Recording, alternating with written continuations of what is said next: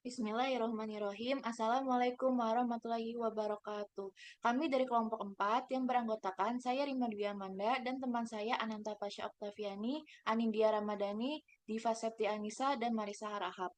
Pada kesempatan hari ini, kami akan mempresentasikan materi mengenai PSAK 16 tentang aset tetap, yang mencakup pengertian aset tetap, pengakuan aset tetap, pengukuran aset tetap, pengungkapan aset tetap, dan penghentian aset tetap. Untuk pembahasan pertama akan disampaikan oleh teman saya, Diva Septi Anissa. Yang pertama ada pengertian aset tetap. Pernyataan standar akuntansi keuangan atau PSAK 16 tentang aset tetap. PSAK 16 paragraf 6 menyatakan bahwa aset tetap adalah aset berwujud yang dimiliki untuk digunakan dalam produksi atau penyediaan barang atau jasa, untuk direntalkan kepada pihak lain atau untuk tujuan administratif. Dan B, diperkirakan untuk digunakan selama lebih dari satu periode. Pengakuan aset tetap diakui sebagai aset jika kemungkinan besar entitas akan memperoleh manfaat ekonomi masa depan dari aset tersebut, dan B, biaya perolehannya dapat diukur secara andal. Pengukuran aset, pengakuan aset tetap memenuhi klasifikasi pengakuan sebagai aset diukur pada biaya perolehannya yang meliputi A. Harga perolehannya, B. Biaya yang dapat diatribusikan secara langsung untuk membawa aset ke lokasi. Yang C. Ada estimasi awal biaya pembongkaran dan pemindahan aset tetap dan restorasi lokasi aset tetap.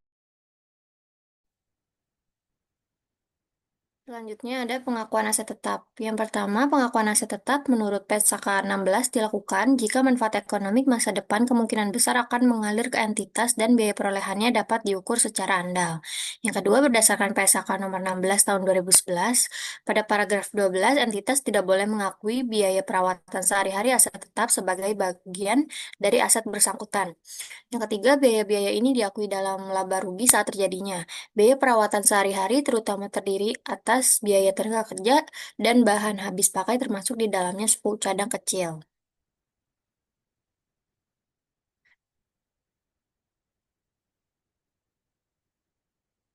Selanjutnya, pengukuran aset tetap dilakukan untuk memastikan nilai aset mencerminkan kondisi ekonomi sebenarnya. Pada saat perolehan, aset diukur sebesar biaya perolehan, yaitu seluruh pengeluaran sampai aset siap digunakan.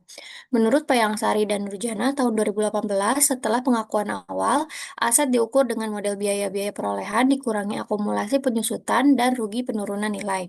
Hanya pengeluaran yang memberi manfaat ekonomis jangka panjang yang dikapitalisasi, sedangkan perawatan rutin dibebankan.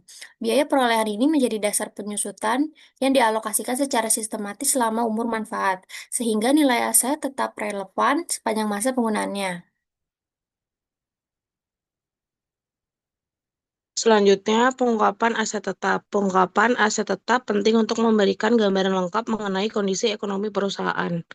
PSAK 16 mensyaratkan pengungkapan yang mencakup metode dan dasar penyusutan, umur manfaat, tarif penyusutan, serta nilai tercatat awal dan akhir periode, termasuk rekonsiliasi, penambahan, pelepasan, revaluasi, penurunan nilai, dan penghentian aset. Menurut Aprilia et al. 2023 menemukan bahwa banyak perusahaan belum memenuhi seluruh aspek pengungkapan, terutama terkait nilai residu, mutasi aset, dan rincian penghentian, sehingga laporan menjadi kurang informatif. Hal ini menunjukkan bahwa kualitas pengungkapan sangat bergantung pada komitmen manajemen dalam menerapkan standar secara disiplin demi transparansi dan akuntabilitas perusahaan. Selanjutnya, penghentian aset tetap. Menurut PSAK 16 aset tetap, penghentian aset tetap terjadi saat aset tetap dilepas, yaitu dijual, disumbang, dan lain-lain, atau ketika tidak ada lagi manfaat ekonomi masa depan dari penggunaan atau pelepasannya, dengan keuntungan atau kerugian yang timbul diakui dalam laporan laba rugi. Penghentian ini melibatkan penghapusan semua akun terkait aset tetap dari pembukuan.